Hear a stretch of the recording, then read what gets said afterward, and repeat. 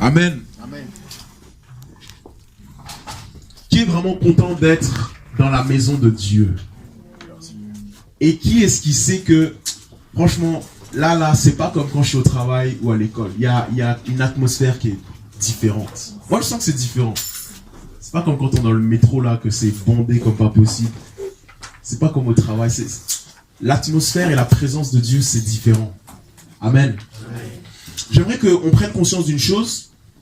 Peut-être qu'on le sait déjà, mais pour se rafraîchir la mémoire. Nous sommes ici parce que c'est Dieu qui nous a amenés là. Tu vois, si tu es ici dans cette salle, tu dois comprendre que c'est Dieu qui t'a amené ici. C'est pas pour rien. Amen. Et si Dieu te veut ici, c'est parce qu'il veut t'adresser un message. C'est parce qu'il a un plan et un but dans ta vie. Amen. Donc, aujourd'hui, on va terminer sur. Je vais vous laisser tranquille avec cette histoire de paresse là. Parce que je sais que je vous ai saoulé avec ça. Mais on a parlé depuis plusieurs semaines maintenant sur vaincre la paresse. Amen. Déjà, tu as vaincu la paresse parce qu'on a changé de salle. En plus, on commence le matin, c'est pas 13h. Certains peut-être font la grasse matinée, regardent téléfoot. Mais tu es là quand même. Tu veux dire tout ça? Tu as vaincu la paresse déjà. Amen. Non mais c'est vrai parce que nous les enfants de Dieu, hein, les chrétiens, on a trop d'excuses. Là c'est l'hiver. Vous voyez, l'hiver commence à venir. C'est là même que les excuses vont venir. Ah, il fait trop froid, il y a la neige. Bon, j'irai à l'église la semaine prochaine. Hein. Tu vois, cette paresse, cette forme d'excuses. Mais tout ça, on doit vaincre. Parce qu'il n'y a rien de plus transformateur et changeant que d'être là où Dieu veut que tu sois. Amen. C'est pour ça qu'il ne faut jamais rater des réunions comme ça. Parce que Dieu te visite, Dieu te parle. Et c'est pour ça qu'on a commencé à vaincre la paresse. Pour qu'on déjà puisse chasser tout encombrement, toute excuse, toute paresse, pour qu'on soit prêt à se tenir devant Dieu. Amen. Donc on a vu 6 manières de vaincre la paresse. Première manière, c'est quoi? Faut que le Seigneur réveille ton esprit. Dieu doit réveiller ton esprit. Certains d'entre nous, on dort spirituellement. Tu dors. Quand c'est le moment de prendre la Bible, c'est là que tu commences à somnoler. Deuxième moyen, c'est quoi? Avoir une vision. Amen. Avoir une vision. Tu es sur cette terre. Tu manges, tu vas au travail, tu vas à l'école. Mais est-ce que tu t'es déjà posé la question de savoir pourquoi tu es ici? À quoi tu sers?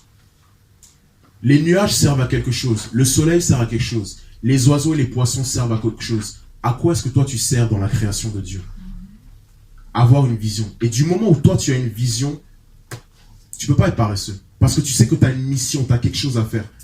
Toi, les gens qui ont une vision, qui ont une mission, qui savent pourquoi ils sont ici, c'est des gens qui ne seront pas paresseux. Parce qu'ils savent qu'ils doivent accomplir un but. Et nous sommes tous ici pour accomplir un but. Amen. Je n'ai pas dit pour accomplir un emploi. J'ai dit accomplir un but. Troisième. Et ça rentre. Hein. Être constamment conscient du jugement. Un jour, Jésus va revenir. Hein, qui sait? Un jour, Jésus va revenir. Et moi, je me souviens toujours de cette phrase du bishop, le pasteur principal à Strasbourg. Il disait que le jour où Jésus revient là, si ma femme là, elle est en train de se maquiller dans sa chambre où elle perd du temps, moi je vais la laisser et je vais courir vers Jésus. Quand c'est, les gars, quand Jésus va revenir, là il n'y a pas à faire de pasteur ou quoi que ce soit. Hein. Bon Gérard, je suis désolé, mais moi j'ai mon train à prendre avec le Seigneur. Parce qu'il va revenir et il va nous juger pour nos actes, pour notre fidélité. Jésus va te juger sur ta fidélité. Est-ce que tu lui as été fidèle? Est-ce que tu as accompli sa volonté, ce qu'il voulait, ce qu'il attendait de toi? Et quand tu as ça en tête, quand tu as ce sens de la responsabilité, tu vas toujours être actif pour le Seigneur, tu vas toujours faire quelque chose. Amen. Quatrième, faire ce que tu n'aimes pas. Dis à ton voisin, fais ce que tu n'aimes pas. Tu vois, souvent on veut faire ce qu'on aime. On veut faire ce qui est confortable, ce qui est facile.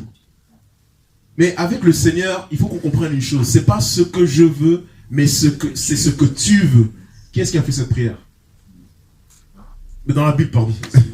Jésus. Excusez-moi. Jésus, dans le jardin de Gethsémani, il dit, Père, si cette coupe peut s'éloigner de moi, s'il y avait un autre moyen de sauver l'humanité. Mais il a compris que non, c'est pas ce que je veux, mais c'est ce que tu veux. Toi, des fois, il y a des choses qui sont indéniables. Tu peux pas passer par 4 chemins. Tu peux pas faire de raccourcis. Il y a certains principes de Dieu, tu peux pas contourner cela. La croix, il l'a plantée là, elle va pas bouger de place. c'est à toi de le faire face et d'accepter d'être crucifié. Quels sont les principes, les choses qu'on sait que Dieu attend de nous? Tu vois, il y a des principes que tu ne peux pas contourner, qui sont indéniables. Tu peux pas faire, tu dois faire avec. Tu dois l'accepter. Et au plus tu reportes cela, au plus tu perds juste du temps. Car si on réfléchit tous, il y a des choses peut-être qui ne font pas plaisir. Ou peut-être que Dieu attend de nous. Certaines choses que Dieu nous demande de faire. Et on aimerait contourner ça, on se dit, non, mais c'est trop difficile. Mais non, la croix, elle est plantée, elle va bien rester plantée même. Amen. Amen. Elle va bien rester plantée, la croix. T'as pas le choix. T'as pas le choix. T'as pas le choix. Je sais pas pourquoi. Mais je pense au temps où j'étais fiancé à ma femme. T'as pas le choix. Frère, tu peux pas la toucher, frère. T'as pas le choix. Certaines fréquentations, t'as pas le choix, Gilbert. T'as pas le choix. Il y a des choses, t'as pas le choix. Dieu ne va pas faire de compromis. Dieu te dit, c'est comme ça. Tu fais ce que tu n'aimes pas. Fais-le juste. Obéis juste. Amen. Amen. Cinquième, c'est quoi? Aimer ce que tu dois faire. Maintenant, il faut que j'aime ce que je dois faire. Il faut que j'aime ce que je dois faire. Parce que si je fais ce que je n'aime pas et je le fais juste parce que Dieu me force à le faire, mais je ne prends pas plaisir à le faire, ça ne va pas le faire plaisir à Dieu. Dieu veut qu'on arrive au point où on aime ses commandements, où on aime sa volonté, où on aime respecter ce qu'il attend de nous. Et ça, c'est le cinquième moyen, c'est d'aimer ce que tu dois faire. Et le sixième, le dernier, c'est quoi? Avoir constamment à l'esprit de récompense de la fidélité. Waouh! Applaudis pour toi-même. Sixième, c'est avoir constamment conscience des récompenses de ta fidélité. Il y a des récompenses qui nous attendent. Amen. Et très souvent, en tant que chrétien, on pense qu'il s'agit juste d'accepter Jésus-Christ, de se rendre à l'église, d'aller aux réunions d'études bibliques, et ça s'arrête là. Non. Quand tu acceptes Jésus-Christ, quand tu as le salut, c'est le début de tout un voyage. C'est le début de toute une aventure, de toute une histoire, où Dieu a beaucoup de choses en place pour toi. Et après, quand tu accomplis cette chose-là, il y a une fidélité, il y a une récompense qui t'est donnée. Là-bas au ciel, il y aura des récompenses. Amen. Amen. Ah, il y aura des récompenses au ciel. Des belles choses. Plus belles même que l'or qu'on voit sur cette terre. Ça n'a rien à voir, le ciel est ici. Dieu va déjà nous récompenser ici, mais il faut qu'on ait déjà en vue aussi les récompenses qui nous attendent au ciel. Tu vois, peut-être qu'il y a ta chambre qui t'attend là avec ta suite et tout là. Moi, je ne sais pas comment c'est le ciel. Mais ce qui est sûr, c'est qu'il y a quelque chose de magnifique et de beau. Et quelqu'un qui a ça à l'esprit, quelqu'un qui sait que Dieu va le récompenser, c'est quelqu'un qui est motivé. Il n'y a rien de plus... Franchement, moi, personnellement, je ne sais pas pour vous, mais si tu as un boulot et que le salaire, il est vraiment nul, il n'est pas bien du tout, ça ne te motive pas trop. Surtout si le travail, il est très difficile. Ça, il y a des travails d'intérim, là, où tu dois faire manutention, les trucs comme ça, où tu travailles dans les restaurants, tu fais la plonge, des choses comme ça. Si tu gagnes quoi? 700 € par mois, 900 € par mois. T'es pas motivé. T'es pas motivé. La récompense, qu'on le veuille ou non, la récompense, c'est aussi quelque chose qui nous motive.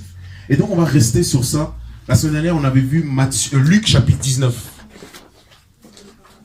Luc chapitre 19.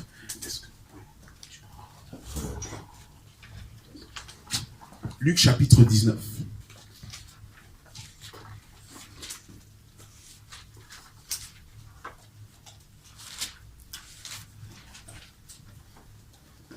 À partir du verset 11.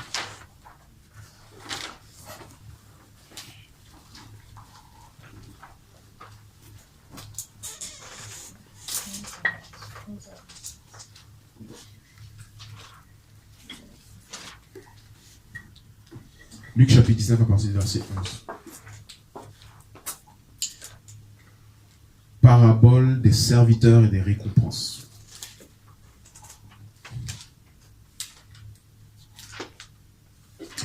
Comme la foule écoutait cela, Jésus ajouta une parabole.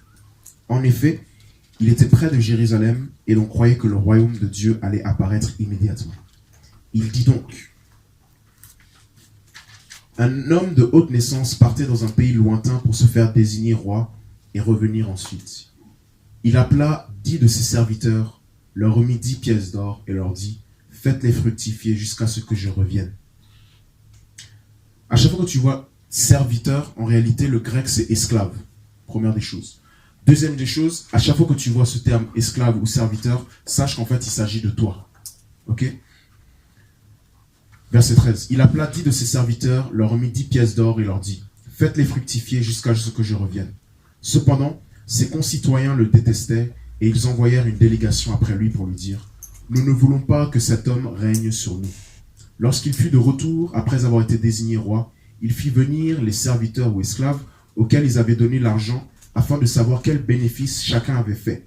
Le premier se présenta et dit, Seigneur, ta pièce d'or en a rapporté 10. Il lui dit, c'est bien, bon serviteur, parce que tu as été fidèle dans une petite chose, reçois le gouvernement ou l'autorité de 10 villes.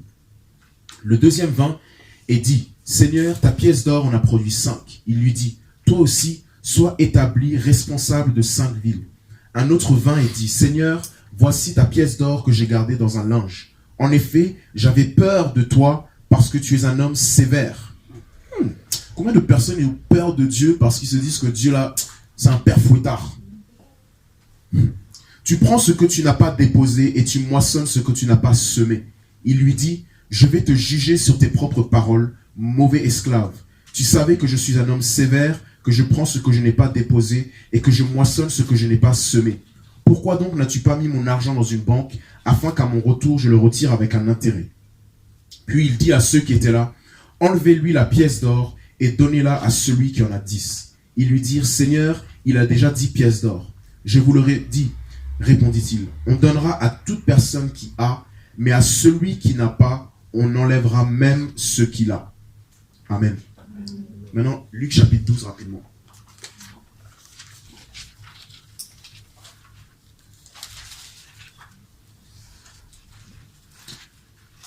À partir du verset 42. On revoit juste les versets la semaine dernière. Le Seigneur dit, quel est donc l'intendant fidèle et prudent que le maître établira responsable de ses employés pour leur donner la nourriture au moment voulu? Heureux le serviteur que son maître, à son arrivée, trouvera occupé à son travail. Je vous le dis en vérité, il l'établira responsable de tous ses biens. Mais si ce serviteur se dit en lui-même, mon maître tarde à venir, s'il se met à battre les autres serviteurs et servantes, à manger, à boire et à s'enivrer, alors le maître de ce serviteur viendra le jour où il ne s'y attend pas et à l'heure qu'il ne connaît pas. Il le punira sévèrement et lui fera partager le sort des infidèles. Verset 47. Le serviteur qui a connu la volonté de son maître, mais qui n'a rien préparé ni fait pour s'y conformer, sera battu d'un grand nombre de coups. En revanche, celui qui ne l'a pas connu et qui a fait des choses dignes de punition sera battu de peu de coups. On demandera beaucoup à qui l'on a beaucoup donné et l'on exigera davantage de celui à qui l'on a beaucoup confié. Amen. Vous voyez le verset 48 qui dit, on demandera beaucoup à qui l'on a beaucoup donné et l'on exigera davantage de celui à qui l'on a beaucoup confié. Amen. J'ai pris ces versets-là parce que la semaine dernière, comme on a vu, il y a 3 paraboles qui se ressemblent beaucoup. La parabole des talents, la parabole des mines et la parabole de l'intendant fidèle. Où à chaque fois, on a un maître qui donne à ses serviteurs de l'argent, qui donne à ses serviteurs des pièces ou ses biens pour qu'ils aillent faire fructifier cela. Amen. Et tu dois comprendre une chose, que entre tes mains là, Dieu t'a confié des choses. Dieu t'a confié des choses. La semaine dernière, on a vu le point de vue du maître. On a vu que le maître était tout puissant, qu'il avait toute la propriété. Tout lui appartient. On a vu que le maître attendait un profit parce qu'il a investi dans ta vie. Tes expériences, ton éducation, le lycée où tu as pu aller, l'université que tu as pu aller, les parents que tu as pu avoir, les conseils que tu as pu entendre, l'enseignement que tu as pu recevoir, tout ça, c'est un investissement que Dieu a fait dans ta vie. Amen. Je dis ça tout simplement parce que toi, ce que tu as traversé, d'autres n'ont pas eu cette même grâce. D'autres n'ont pas eu cette même chance. Et si par rapport aux autres, tu as eu un plus ou un atout ou une grâce, c'est un investissement que Dieu a fait dans ta vie. Et je disais la semaine dernière que Dieu est comme un homme d'affaires. Tout homme d'affaires est une personne qui veut un retour sur investissement. Quel est le retour sur investissement que tu donnes à Dieu? Jésus est mort, il a été cloué, il a été frappé, on lui a tiré la barbe, on lui a craché dessus. Tout ça pour nous. Qu'est-ce que nous lui donnons en retour? Qu'est-ce que nous lui donnons en retour? Dieu a investi dans ta vie, a investi dans ma vie. Donc, Dieu nous confie certaines choses. Le maître a confié à ses esclaves certaines choses. Et c'est le premier point où je veux qu'on arrive par rapport à l'esclave, par rapport au serviteur. C'est qu'il a entre ses mains les possessions et les biens du maître. Tout le monde ici a un don. Au moins un. Amen. Amen. Qui croit qu'il n'a pas de don du tout, sincèrement? Est-ce qu'il y a quelqu'un de sincère qui pense qu'il n'a pas de don du tout? Tu penses que tu n'as pas de don? C'est bien, sois sincère, frère. Je veux que les gens soient sincères. À part le frère, tout le monde est convaincu qu'il a reçu au moins un don du Seigneur, une habilité, une grâce. Amen. Amen. Parce que tout le monde a reçu un don. Quand tu vas dans la parabole des talents, Matthieu chapitre 25, à partir du verset 14 jusqu'à 30, il y avait 3 serviteurs. Certains ont reçu 5 talents, d'autres ont reçu 2 talents, et il y en avait un qui a reçu 1 talent. Le maître te confiera toujours au moins un don, une aptitude, une qualité, une grâce. Amen. Amen. Un don, une qualité, une grâce. Est-ce qu'on peut répéter? Un don, une qualité, une grâce. Un don, une qualité, une grâce. Chaque personne ici a au moins un don, une qualité, une grâce. Amen. Amen.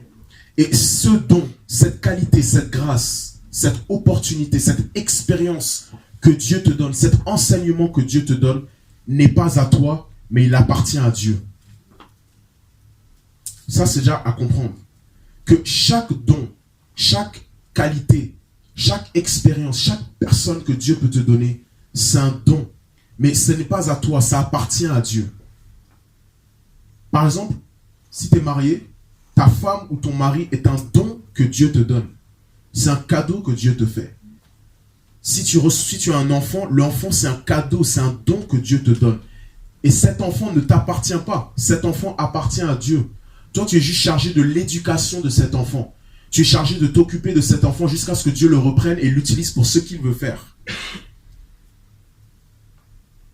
Un diplôme que tu peux avoir, une expérience que tu peux avoir, une connaissance dans certains domaines, une voix même ton aspect physique, comme Esther. Tout ça, c'est un don que Dieu te donne. Et l'esclave déjà comprend que rien ne lui appartient. Tout appartient à son maître. Son maître lui a juste confié certaines choses. Il lui a juste délégué certaines choses. Vous voyez, quand la Bible parle de serviteurs, en réalité, la Bible parle d'esclaves. Et on a 2 types de serviteurs. On avait 2 types de serviteurs dans le temps. Il y avait des serviteurs qui étaient des employés, qui étaient embauchés. Et il y avait des esclaves qui appartenaient à Dieu. Nous tous ici qui travaillons, qui avons un travail. Qu'est-ce qu'un travail? Ok. Tu es un serviteur embauché, tu es un employé. C'est-à-dire que tu viens pour certaines heures et tu travailles pour ton employeur et il te paie. Et à la fin, tu rentres chez toi et tu fais ce que tu veux. Mais la Bible, quand Jésus parle d'esclave, c'est pas de ce genre de serviteur qu'on parle.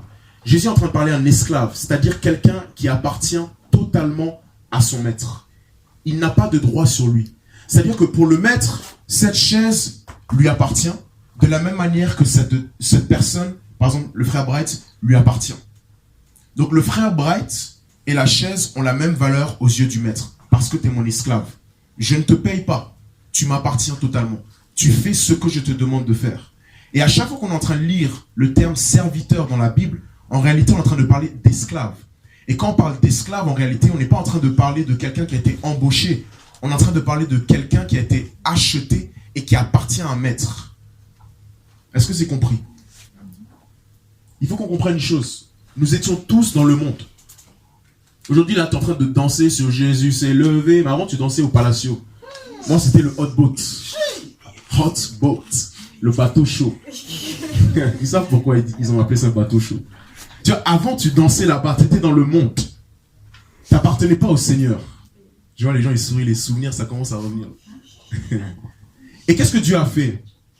Par son Fils Jésus-Christ, il t'a racheté du royaume des ténèbres.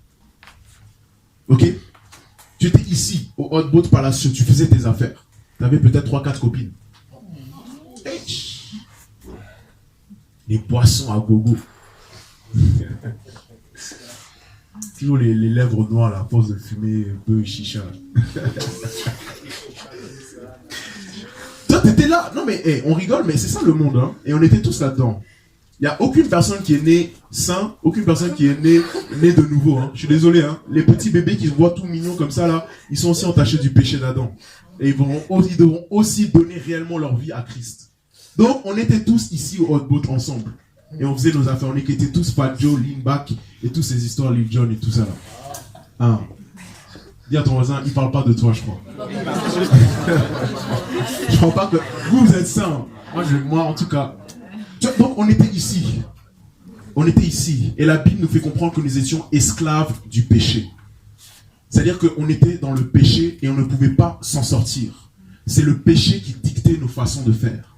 C'est le monde qui dictait nos façons de réfléchir. C'est le monde qui disait quelle musique nous devions écouter. C'est le monde qui disait quel film nous devions regarder. C'est le monde qui nous disait qu'est-ce qu'une femme séduisante, qu'est-ce qu'un beau gosse. C'est le monde qui nous disait tout cela. C'est le monde qui nous donnait ces principes-là. Et on était tous dans ça. Moi y compris. La dernière fois, on est en train de faire le talk show là. Moi, je suis en train de dire, mais vous avez de la chance. Si à votre âge, j'avais écouté ce que vous aviez écouté, vraiment, ça m'aurait évité certaines peines.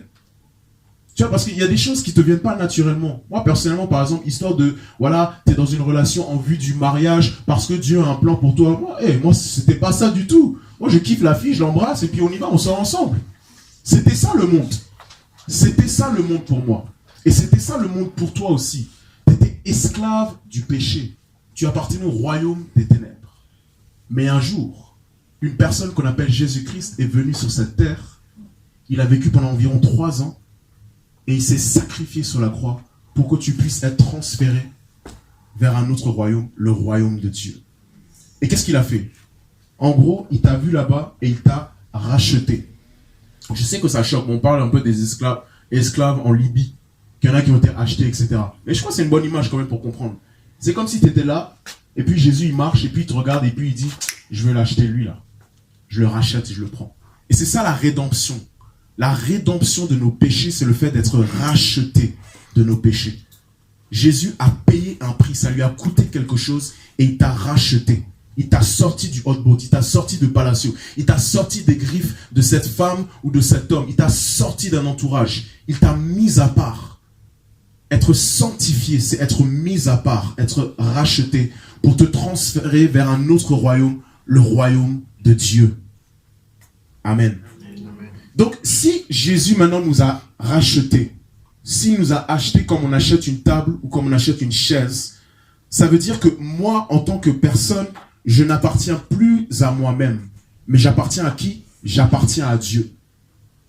Et quand on est en train de dire que j'appartiens à Dieu, c'est vraiment que toute ma personne appartient à Dieu.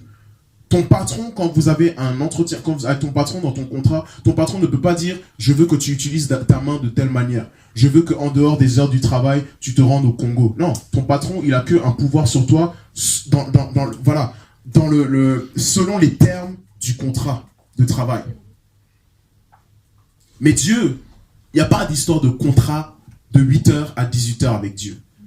Avec Dieu, je suis son serviteur, son esclave, 24 heures sur 24, 7 jours sur 7, que ce soit à l'est, que ce soit à l'ouest, que ce soit au nord, que ce soit au sud, même sur Mars, je suis et j'appartiens à Dieu. Et c'est cela que Jésus est en train de parler. Quand Jésus est en train de parler de serviteur, il est en train de parler d'esclave. Amen. Donc, j'ai fait un petit quelque chose. Enfin, j'ai été bien aidé pour montrer. Oh, pardon. Il faut juste m'aider un peu, s'il vous plaît. Merci. Par l'aide de notre sœur Inès, on a mis en place des contrats pour voir la différence entre un contrat avec ton patron et un contrat avec Dieu. Amen. Amen. Ça vous va ou pas? Oui. Ok. Est-ce qu'on peut juste distribuer? Alors, il faudra partager parce qu'il n'y en a pas assez, donc tu essaies de faire peut-être un par rangée. Et c'est deux. C'est deux par rangée. En fait, il y a 2 types de contrats, il faut juste vérifier. Bon, vas-y. Ouais, voilà, ça c'est bon. Voilà. Regarde bien en fait. BNP Paribas et qui est en dessus. Essayez de faire un par rangée pour l'instant pour voir si tout le monde. Donc faites un par rangée pour l'instant. Vous partagez. Normalement il y en a 2. Il y a le premier où c'est avec la BNP Paribas et l'autre c'est avec Dieu. Donc vérifiez si vous avez bien les 2. Non, on n'a pas les 2. Vous n'avez pas les 2? Bah tu vas vous donner alors. Hey, là c'est ton contrat de travail avec ton boss. BNP Paribas, Carrefour ou quoi d'autre? SNCF.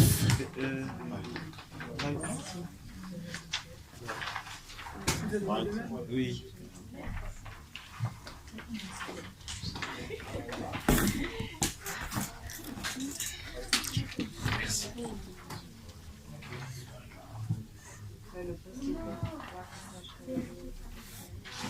Donc il y en a un avec BNP Paribas et il y en a un autre avec Royaume des Cieux. Oui, le salaire il est brut, hein. Ça veut dire qu'avec la sécurité sociale là, tu te fais beaucoup moins. Donc c'est bon, tout le monde a... Il y a une partie société BNP Paribas et l'autre Royaume des Cieux. Ah, t'as le même. Ok, continue.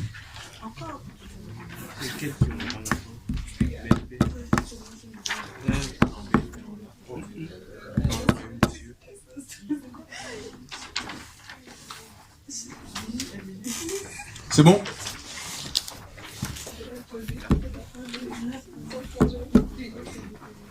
Ok. Donc, il faut qu'on comprenne. Quand Jésus est en train de parler de la parabole des esclaves ou des serviteurs, on n'est pas en train de parler du contrat BNP Paribas avec le roi David. Amen. Donc, premier contrat avec la société BNP Paribas. Hein? Ça, c'est nous, là. BNP Paribas, SNCF. Tu vois, dans l'article 1, la société BNP Paribas engage le roi David à partir d'une certaine date, le 10 décembre 2017. On va bien travailler ça là, et puis on va encadrer ça quand on aura notre salle, pour qu'on comprenne que voilà, nous tous là, on veut être des esclaves de Dieu, on a un contrat de travail avec le Seigneur. Donc on va bien en travailler ça, parce que juste là, ça me vient à l'esprit. Tu vois, quand tu as ton contrat avec la BNP Paribas, quand tu as un contrat avec ton patron, c'est à partir d'une certaine date. Par exemple, ici, c'est le 10 décembre. Il faut comprendre que nous, enfants de Dieu, le début de notre travail pour Dieu, c'est quand on est né de nouveau. C'est quand on a accepté Jésus-Christ.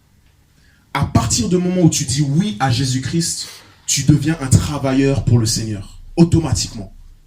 Tu ne deviens pas une personne qui assiste à l'église, qui est spectateur. Non, tu travailles pour le Seigneur. Ton contrat de travail avec ton patron, là, il a commencé peut-être le 15 décembre. Peut-être il a commencé le 6 juillet. Il a commencé un jour. Mais avec le Seigneur, ça a commencé à partir du moment où tu as dit oui à Jésus-Christ. Il faut qu'on comprenne ça. Que quand nous étions au Hot Boat et au Palacio, nous étions esclaves du péché. Lorsque Jésus nous a rachetés, nous sommes devenus directement travailleurs et esclaves du Seigneur Jésus-Christ. Donc si je te demande quelle est ta religion, qu'est-ce que tu es, tu dois vraiment répondre je suis chrétien et travailleur ou esclave du Seigneur Jésus-Christ. Amen. Amen. Devenir chrétien égale devenir esclave ou travailleur du Seigneur Jésus-Christ. Amen. Amen. Première des choses. Maintenant, regarde article 2. Monsieur le roi David a été recruté en qualité de conseiller clientèle à temps complet. Hey, c'est quoi un conseiller clientèle? Voici ses fonctions. Il doit pouvoir gérer son portefeuille de clients en leur proposant des produits financiers qui correspondent à leurs besoins. En gros, quand tu vas à la banque, si tu as besoin d'un prêt, si tu as besoin d'une assurance, si tu as besoin d'un conseil, le conseiller clientèle, il est là pour t'aider. Il est là pour t'accompagner. Et on a tous un conseiller clientèle. Nous, tous qui avons une banque, il y a un conseiller clientèle qui est là pour gérer tes finances, pour t'aider à faire au mieux tes investissements. Et je disais quelque chose la semaine dernière. Dans le monde, quand tu travailles pour un patron, tu fais un contrat seulement pour un don que tu as et qui doit être exploité. Vous n'avez jamais posé la question pourquoi il y a des gens peut-être qui quittent la banque ou l'université, quoi que ce soit, pour devenir peintre, artiste? Parce qu'ils n'ont pas eu la possibilité de tout exploiter. Parce qu'ils n'ont pas eu la possibilité de tout exploiter. Et plus encore, il y a une frustration. Parce que le peintre, il sait qu'il est capable. Il sait qu'il peut faire beaucoup de choses. Mais l'environnement et le contexte dans lequel il se trouve au niveau du travail le limite. Et il n'y a rien de plus frustrant que d'être limité. Le Père, le Maître, a mis en chacun d'entre nous des dons, des choses à exploiter. Et il s'attend à ce que tu exploites tout ce qu'il a mis en toi. Amen. Amen. Maintenant, regardons l'autre contrat avec le roi David. C'est tiré de 1 Samuel chapitre 16, verset 18.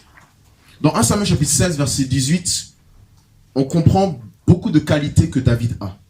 Et ici, quand tu as un contrat avec Dieu, Dieu t'embauche pour que tu utilises tous tes dons. David, il était quoi? Musicien de harpe, chantres, écrivains de psaumes, chefs d'État, prophètes, militaires et hommes de guerre, architectes, conseillers, orateurs et bergers. Waouh! Eish! Si tu devais remplacer ton nom par David, qu'est-ce que toi tu pourrais mettre? Qu'est-ce que le maître a mis à l'intérieur de toi? Et je vous dis une chose, c'est pas dans un contrat de travail professionnel que tu vas exploiter tout ce que Dieu a mis à l'intérieur de toi. On a parlé de Genèse 1:28, les 5 mandats. Soyez féconds, multipliez, dominez, assujettissez et remplissez. Yes. Et remplissez. Tu vois, c'est pas au travail, c'est pas dans le monde que tu vas pouvoir assujettir, remplir ou dominer. Il y a des dons à l'intérieur de toi, il y a des qualités à l'intérieur de toi qui ne pourront être exploitées que dans la maison de Dieu, que dans le royaume de Dieu. Amen. Donc il faut une certaine sainte colère, une certaine rage pour dire que je ne m'avancerai pas selon le système de ce monde. Je veux devenir le serviteur, l'esclave du Seigneur Jésus-Christ.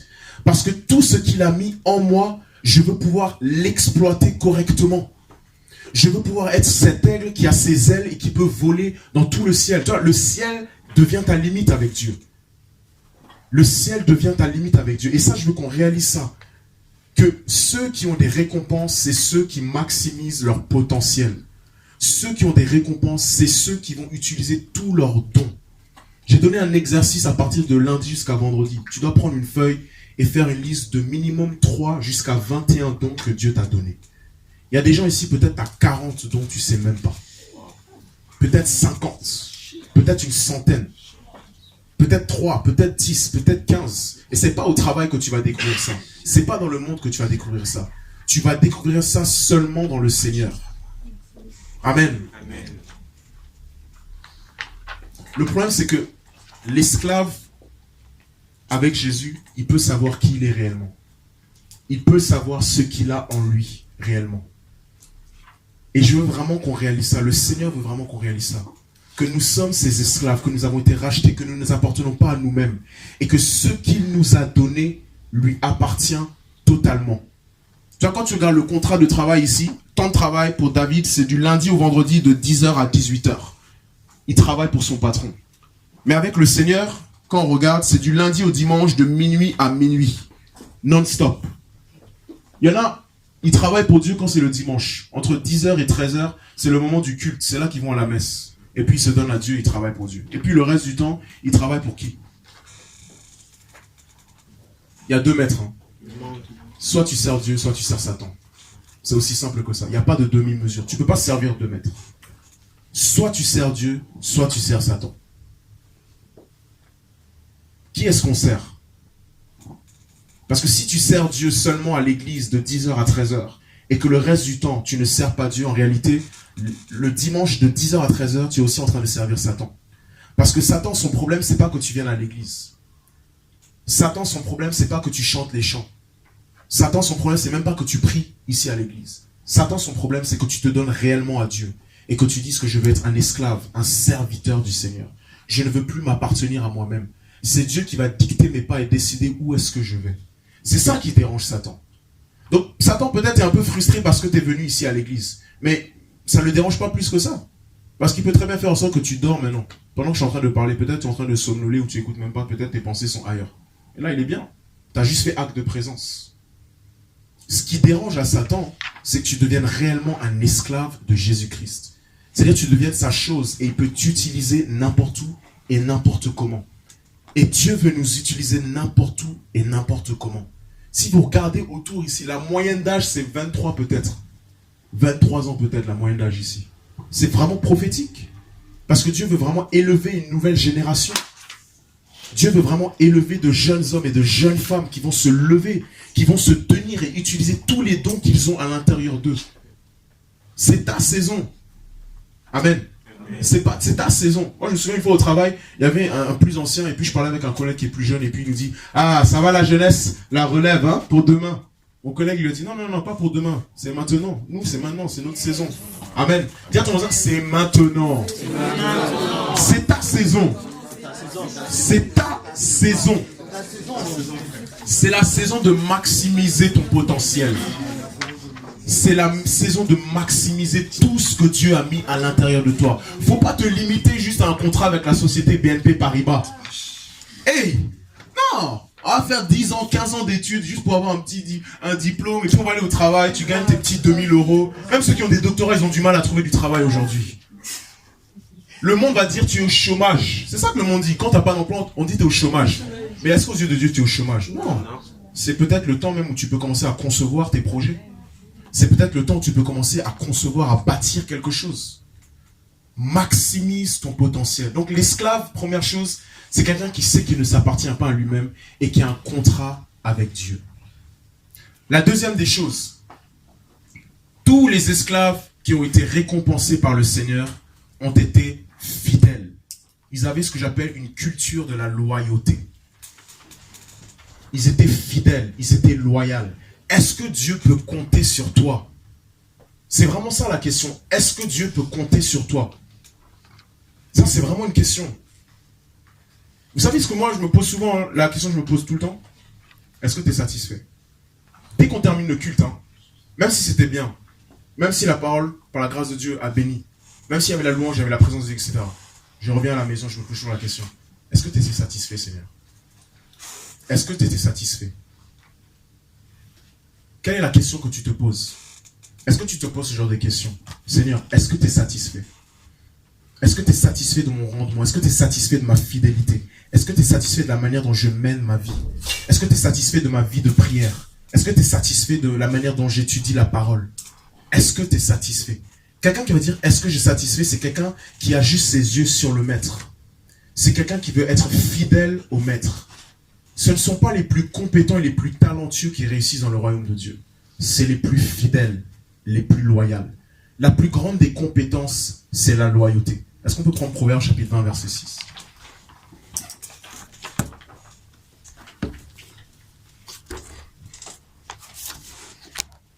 Proverbes chapitre 20, verset 6.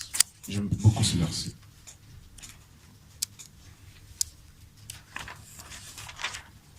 Proverbes chapitre 20, verset 6. Waouh. Beaucoup proclament leur bonté, mais l'homme fidèle, qui le trouvera? Beaucoup proclament leur bonté, mais l'homme fidèle, qui le trouvera? Ça, c'est facile à apprendre par cœur, non? Beaucoup proclament leur bonté, mais l'homme fidèle, qui le trouvera? Beaucoup, hein? Beaucoup disent, Seigneur, je m'abandonne à toi. Je te donne ma vie. Moi, pasteur, c'est fini hein, les histoires du monde. Hein. Moi, c'est le Seigneur maintenant, je le suis hein, jusqu'à la mort. Hein. Dieu, Dieu, Dieu, Dieu, Dieu. Il dit ça le dimanche entre 10h et 13h. Mais quand tu le vois le lundi, mardi, mercredi, jeudi, vendredi, samedi, tu dis, mais c'est ton jumeau ou c'est quoi? Beaucoup proclament leur bonté, mais un homme fidèle, qui le trouvera? Ça veut dire quoi? La fidélité, c'est pas dans tes paroles. La fidélité, c'est dans tes actes. La fidélité, ça ne s'entend pas. La fidélité, ça se voit. Il ne faut jamais être impressionné par les belles paroles d'une personne. Il faut regarder ses actes. Amen. Amen. Quand un couple s'est dit oui lors du mariage, jusqu'à la mort, jusqu'à ce que la mort nous sépare, c'est les paroles. Mais maintenant, je veux voir tes actes. Qu'est-ce que tu vaux réellement après? La fidélité que Dieu attend, ce n'est pas dans nos paroles.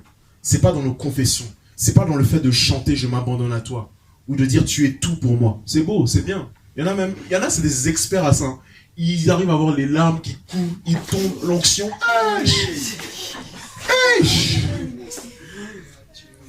Moi, j'ai déjà vu ça, non? Ah, il y en a, ils ont la chair de poule. Saint-Esprit. Je sens le Saint-Esprit. Ils parlent. Et puis après, quand tu regardes leur vie, tu te dis, mais où est le fruit du Saint-Esprit là-dedans? La fidélité, c'est dans tes actes. Faut pas venir me dire, pasteur, je suis ça, pasteur, je serai là, je ferai ça. Si tu n'as pas les actes derrière, c'est pas la peine. Parce que tu fais de toi un menteur. Tu fais de toi un menteur et tu te trompes toi-même. Tu trompes qui? Tu peux pas tromper Dieu. Le truc, c'est que à partir du moment où on fait une confession à Dieu, où on lui proclame quelque chose, à partir du moment où on dit à Dieu, Seigneur, je veux te suivre, Dieu sait déjà ce qu'il y a dans ton cœur et il sait déjà les actes derrière. Il sait déjà si tu vas réellement le suivre ou si tu vas pas vraiment le suivre. ce qui est dans le cœur se voit dans tes actes, pas dans tes paroles. Voilà pourquoi il faut jamais être impressionné par quelqu'un qui vient avec de belles paroles. Les politiciens qui viennent, qui font de belles promesses. Hey! Promesses, je dis promesse pour insister. Ils ont de belles paroles.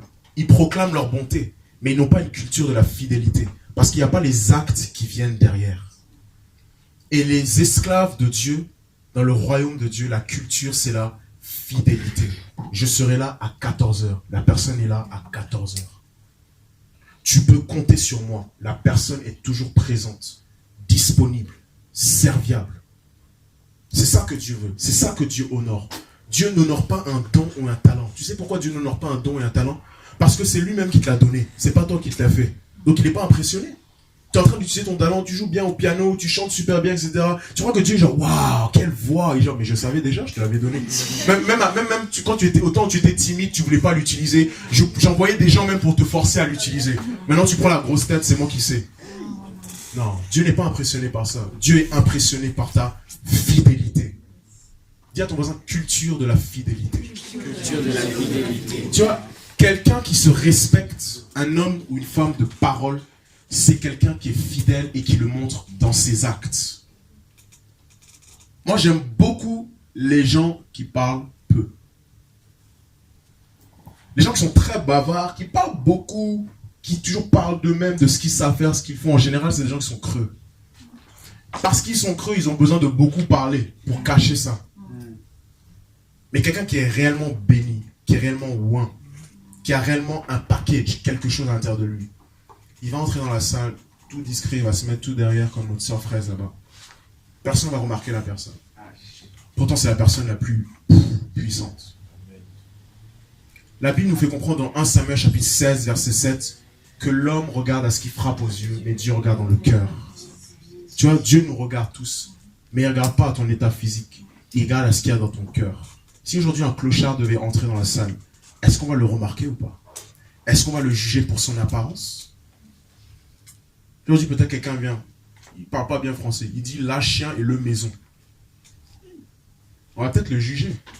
Parce que ses paroles sont peut-être un peu hachées, mais dans ses actes, c'est peut-être la personne la plus fidèle et la plus loyale. Et tu dois comprendre une chose. On va faire un jour 5h, 6h d'enseignement. Je veux que je garde là. Tu dois comprendre une chose. Tu vois, la raison pour laquelle Dieu demande de la loyauté, de la fidélité, c'est parce que Dieu veut te donner de l'autorité. Dieu veut te donner plus d'influence.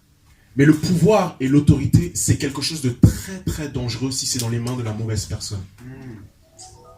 Il y a quelqu'un qui disait que le pouvoir corrompt. Et le pouvoir power corrupts and absolute power corrupts, right? Le pouvoir corrompt et le pouvoir absolu corrompt absolument. Voilà. Le pouvoir corrompt et le pouvoir absolu corrompt absolument. Quand tu as du pouvoir entre tes mains, ça peut être très dangereux si c'est dans les mains de la mauvaise personne. Parce qu'elle peut maltraiter les autres. Et franchement, je me souviens à l'époque, je travaillais au Simply Market à Strasbourg, l'équivalent de Carrefour, tout ça. Et même à ce niveau-là, des gens qui ont du pouvoir, comment ils traitent les clients, comment ils traitent les collègues les uns envers les autres, tu te dis, mais c'est grave. Tu sais, c'est pas que nos politiciens qui maltraitent les gens avec le pouvoir. Hein. Le pouvoir, ça commence déjà même au marché, ça commence à la maison, où que ce soit. Les gens qui ont du pouvoir, si c'est la mauvaise personne, hey, elle va te maltraiter. Parce que le pouvoir, c'est doux. Tu dis, va là-bas, tu vas là-bas. Tu dis, donne-moi ça, tu prends. Il y a 3 choses qui peuvent faire tomber un homme. Le pouvoir, le sexe et l'argent. 3 choses. Pouvoir, sexe et argent. Et les 3 sont reliés. Quand tu as du pouvoir, automatiquement, il y a l'argent et le sexe qui peuvent te venir. Est-ce que Dieu peut te faire confiance? Si aujourd'hui Dieu te donne une certaine position d'autorité, que ce soit au travers d'un emploi, au travail, que ce soit dans un ministère, que ce soit une influence sur certaines personnes, est-ce que Dieu peut te faire confiance avec le pouvoir qu'il te donne? Ou tu vas commencer à être orgueilleux, tu vas commencer à maltraiter les gens, à mal leur parler. C'est pour ça que Dieu insiste beaucoup sur la loyauté et la fidélité. C'est parce qu'il ne veut pas donner n'importe quoi à n'importe qui. Parce qu'il sait que s'il donne ce qu'il a, c'est-à-dire une partie de son pouvoir, de sa puissance, de sa sagesse à quelqu'un, et que cette personne pervertit ce qu'il a reçu de Dieu, cette personne va faire n'importe quoi et va détruire le peuple. T'imagines aujourd'hui, là, je suis là, je suis devant vous, et puis je commence à vous raconter des bêtises pas possibles. Oui, vous savez, si vous voulez accepter le Seigneur Jésus, si vous voulez aller au ciel, on doit tous boire du poison. Allons-y. Ouais, mais c'est une vraie histoire. C'est arrivé en Amérique latine. Oui. Jim Joe, je crois que ça s'appelle comme ça. Oui, c'est vraiment arrivé. Le mec, il avait plusieurs personnes sous son ministère, et il leur a dit, pour aller au ciel, il va falloir qu'on se rencontre tous à la mer, et qu'on boit du poison ensemble, et Dieu va nous prendre. Et les gens aussi, je ne vais pas dire bête, pardon, mais les gens ont suivi. Pourquoi? Le pouvoir, l'influence entre les mains d'une telle personne, c'est très dangereux. Il peut faire dévier tout le peuple de Dieu n'importe où. Il peut faire dévier toute une nation n'importe où. Et donc Dieu a besoin que cette personne soit fidèle. Amen. Amen. Dieu a besoin de te tester. Tu vas passer par des épreuves où Dieu va réellement tester ta fidélité. Il va tester ce que tu vaux réellement. Deutéronome chapitre 8. Bon, moi j'avais mes notes, mais Dieu en a décidé autrement. Deutéronome chapitre 8. On est en train de parler des récompenses, et pour comprendre les récompenses, il faut qu'on comprenne comment les bons esclaves ont fait.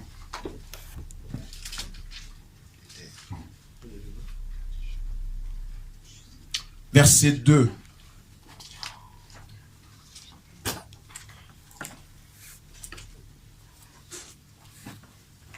Ok, donc si ça se trouve, tu n'as pas encore reçu ce que tu attends de Dieu, ou Dieu ne t'a pas encore donné ce qu'il veut te donner, parce que tu n'as pas encore été assez éprouvé. Il n'a pas encore vu que cette personne est fidèle et loyale, comme je voudrais qu'elle soit. Verset 2, souviens-toi de tout le chemin que l'Éternel, ton Dieu, t'a fait faire pendant ces 40 années dans le désert. Pourquoi est-ce que Dieu te fait passer par un désert? Il voulait t'humilier. T'humilier, c'est-à-dire quoi? Te rendre humble. T'as trop la grosse tête. Et te mettre à l'épreuve pour connaître les dispositions de ton cœur et savoir si tu respecterais ou non ses commandements. Il t'a humilié, il t'a fait connaître la faim et il t'a nourri de la manne que tu ne connaissais pas et que tes ancêtres non plus n'avaient pas connue, afin de t'apprendre que l'homme ne vit pas de pain seulement, mais de tout ce qui sort de la bouche de l'Éternel. Amen. Waouh. Regardez verset 5. Reconnais dans ton cœur que l'Éternel, ton Dieu, t'éduque comme un homme éduque son enfant. Oh, c'est trop beau. Ah, c'est trop beau. Verset 5. Reconnais dans ton cœur que l'Éternel, ton Dieu, t'éduque comme un homme éduque son enfant. Amen. Tu es sous l'éducation de Dieu. C'est Dieu ton Père et c'est lui qui t'éduque. Et ce verset nous fait comprendre que les enfants d'Israël sont passés dans le désert parce que Dieu voulait éprouver leur cœur. À partir du moment où tu dis, Seigneur, je m'abandonne à toi. Maintenant, je veux être sérieux avec toi. Seigneur, je veux ça. C'est là que Dieu va commencer à te mettre à l'épreuve et te tester. Il va dire, ah bon, tu t'abandonnes à moi. Tu veux me suivre maintenant. Ok. On va voir maintenant. Tu vois, tel et tel ami là. Enlève ça. Ça me dérange. Dis à ton voisin, hey. Tu vois tes ambitions là, tu t'étais dit t'allais faire telle et telle carrière. Moi j'avais pas vraiment vu les choses comme ça. Hein. Moi je t'avais plutôt vu là-bas. Ça te dit de bouger? Shabaya. Dieu va te mettre à l'épreuve. Tout ce que tu traverses maintenant là dans ta vie, c'est un test, c'est un examen. Et si tu veux passer à l'université, il faut passer le bac. Dieu va te mettre à l'épreuve. Voilà pourquoi dans ces paraboles, il y a toujours cette même phrase. Celui qui est fidèle dans les petites choses recevra de plus grandes choses. Pourquoi? Parce qu'en fait, Dieu nous met à l'épreuve dans des petites choses. Si tu n'es même pas capable d'être fidèle dans de petites choses, on est en train d'organiser un talk show. Si tu n'es pas capable d'être fidèle, impliqué, de faire ce que tu as à faire, Dieu ne va jamais te donner les grandes choses. Jamais. Et ça, c'est pas moi qui le dis. Hein. C'est la parole de Dieu. Jamais. Nous tous, il y a toujours un stade où on est impliqué dans des petites choses. Moi, quand j'ai commencé à l'église, hein, j'ai vraiment... Bon, c'était un processus. Mais à 16-17, je commençais à jouer au piano. Et le micro là, pour peut-être diriger l'adoration, la louange, ça m'a pris 3 ans. 3 ans, 4 ans. Je suis toujours caché derrière micro, piano. quand il y a les concerts ou quoi que ce soit, moi je suis toujours derrière en train de régler les câbles. Au point même que celui même qui m'a vraiment formé dans la musique, un jour en pleine louange en train de jouer, je joue pas bien. Vous savez ce qu'il a fait? Il a débranché mon piano, il a dit tu es nul.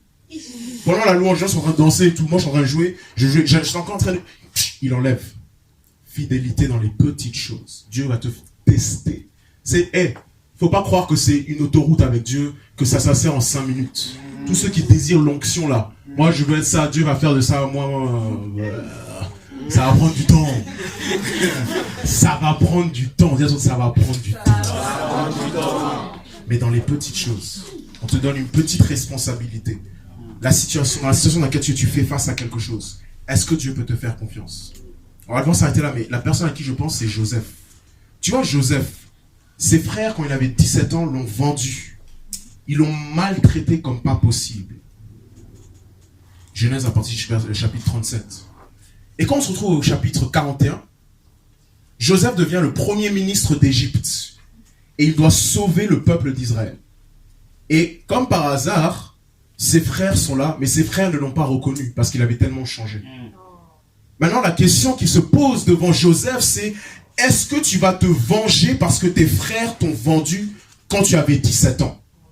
Ou est-ce que tu vas être fidèle, tu vas les pardonner et les sauver, comprenant qu'il s'agit de mon plan et que c'était dans mon plan qu'ils te vendent pour que tu deviennes premier ministre et que tu sauves la nation d'Israël. Et ça a l'air facile quand tu le lis comme ça. Mais quand tes frères t'ont trahi et t'ont fait beaucoup de mal, le premier sentiment naturel qui te vient, c'est la vengeance. Et qu'est-ce que Dieu a fait? Dieu a testé sa fidélité pendant toute sa vie. Il a été vendu en tant qu'esclave. Il a travaillé pour un autre maître. La femme de son maître voulait coucher avec lui. Joseph a refusé. Et elle a menti devant tout le monde. Elle a dit que Joseph a essayé de coucher avec moi. On l'a jeté en prison. Joseph n'avait rien fait. Mais pendant tout ce temps, Joseph est resté fidèle. Et même, quand même elle voulait coucher avec lui, Joseph aurait pu coucher avec elle. Il n'y avait personne qui les voyait. Hein. Personne. Il a dit, non mais, comment est-ce que je peux faire une telle chose et pécher contre le Seigneur? La fidélité. Un esclave est fidèle. Ensuite, il se retrouve en prison pendant 2 ans. La fidélité. Le signe même de l'élévation, c'est la fidélité. Joseph a été fidèle. Et quand il se retrouvait devant ses frères, il n'a pas craché dessus. Il ne les a pas mis en prison, il ne les a pas maltraités. Mais il leur a pardonné. Et je pense qu'il faut que vous réalisiez la raison pour laquelle Dieu veut qu'on soit fidèle. Parce que si tu te trouvais à la place de Joseph, qu'est-ce que tu allais faire maintenant? Est-ce que tu allais te venger? Est-ce que tu allais insulter tes frères? Est-ce que tu allais les jeter dehors? Ou est-ce que tu allais comprendre que non, le pouvoir et l'autorité que Dieu me donne, le fait que maintenant ils soient à genoux là devant moi en train de me supplier pour que je les aide, c'est Dieu qui m'a donné une opportunité. Et cette opportunité ne m'appartient pas. Ce pouvoir ne m'appartient pas, il appartient à Dieu. Et il faut que j'accomplisse la volonté de Dieu. Donc beaucoup proclament leur bonté. Mais un homme fidèle, qui le trouvera?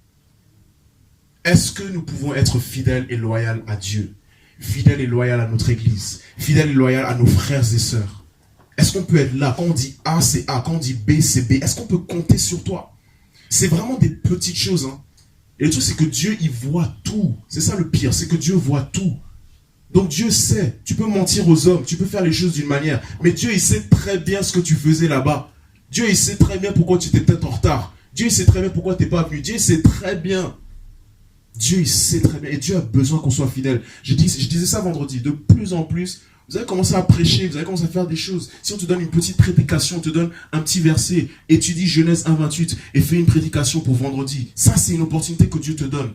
Si tu n'es pas fidèle dans ça, comment est-ce que Dieu va te donner 20 personnes, 40 personnes? Si moi-même, je ne suis pas fidèle avec le peu que Dieu me donne, comment est-ce qu'un jour Dieu va me donner 100, 1000, 20 000 personnes? Jamais de la vie. Dieu est un Dieu de principe. Les récompenses de la loyauté et de la fidélité. Les gens qui sont promus dans le royaume de Dieu, ce sont des hommes fidèles, des femmes fidèles. Amen. Il est quelle heure? 13h moins 5. 13h moins 5. Ok, 5 minutes. Ok, est-ce qu'on peut retourner à Luc 19?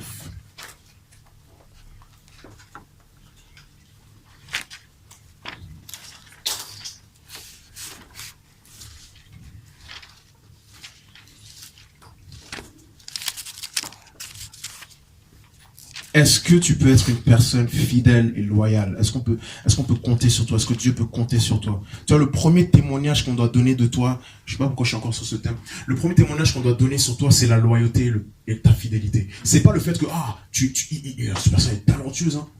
Le frère Gilbert, non, mais lui, quand il joue au piano, là, l'onction qui coule et qui descend. Non. Moi, c'est pas le premier témoignage que je voudrais. C'est une personne fidèle et loyale. On peut compter sur elle. Amen. Moi, je n'oublierai jamais une phrase que mon ancienne patronne m'a dit. Vers la fin de l'année, elle m'a dit, vraiment Gilbert, hein, je suis content de ton travail. Je vais te dire pourquoi. Parce que tu as démontré de la loyauté. Et tu as été compétent. Mais regardez l'ordre. Hein. Elle n'a pas dit tu as été compétent et loyal. Elle a dit tu as été loyal et compétent. Parce qu'elle recherchait d'abord la loyauté et la fidélité. Il n'y a rien de plus vertueux et de plus beau aux yeux de Dieu qu'une personne qui est fidèle et loyale. Et c'est ça en réalité hein, qui va nous promouvoir dans le royaume de Dieu. C'est ça qui va faire que Dieu va te donner plus d'autorité. Exousia, autorité, pouvoir, influence. Si tu es fidèle avec 1, Dieu va te donner 2. Si tu es fidèle avec 2, Dieu va te donner 4. Ça commence dans les petites choses. Vous voyez, parfois vous voyez de grands pasteurs qui prêchent, etc. Vous savez comment ils ont commencé certains? Ils ont commencé à l'accueil, tout derrière. Les gens, ils rentrent, ils disent bonjour, votre place est ici. Bonjour. Personne ne les connaissait. Amen. Personne ne les connaissait. Ils sont derrière, ils font le travail ingrat. On ne les voit pas. Mais Dieu les a vus. Et à un moment donné, Dieu a dit, toi là, je t'ai vu. T'es fidèle, avance. Petit à petit, avance. Avance. Tous ceux qui commencent derrière là, attends-toi à venir devant. Parce qu'un jour, Dieu va te mettre devant. Si tu fais des choses que papa, maman ne voient pas, tu fais des choses que le patron ne voit pas, les amis ne voient pas, la famille ne voit pas, personne n'est reconnaissant envers tes sacrifices et tes efforts. Sache que Dieu voit et il va t'élever et te promouvoir un jour ou l'autre. Amen. Ok, on va terminer sur Luc 19 encore.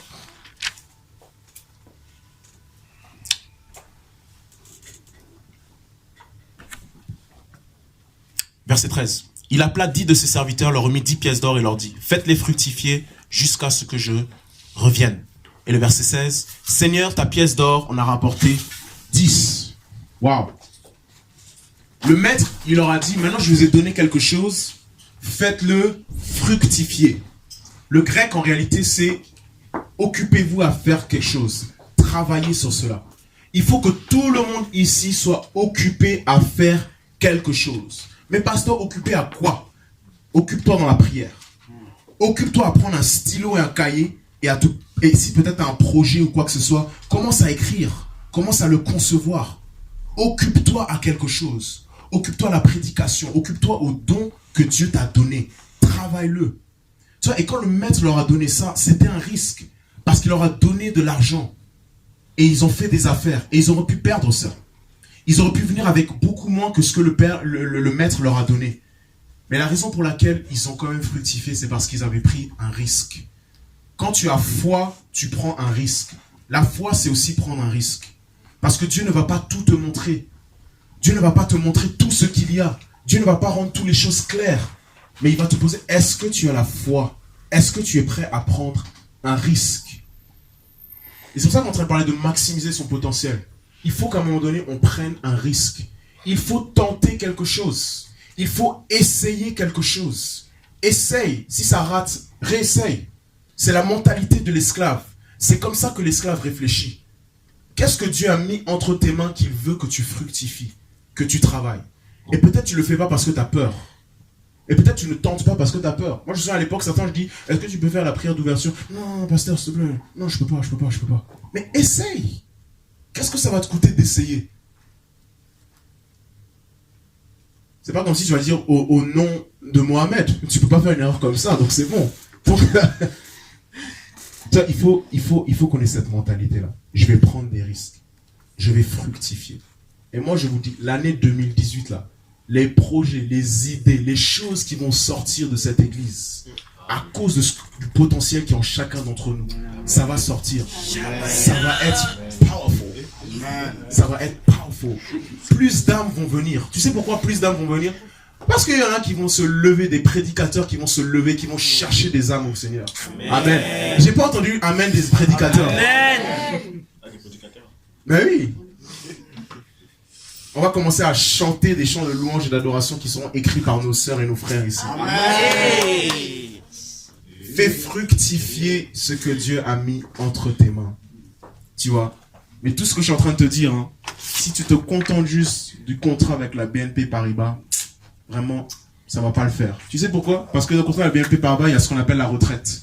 C'est-à-dire que tu as travaillé un peu longtemps et puis après l'âge de 65 ans, bon, tu sors du système, donne ta petite retraite de 1200 € par mois. Mais avec Dieu, tu travailles jusqu'à la mort. Jusqu'à la mort. Amen. Maintenant, se lever.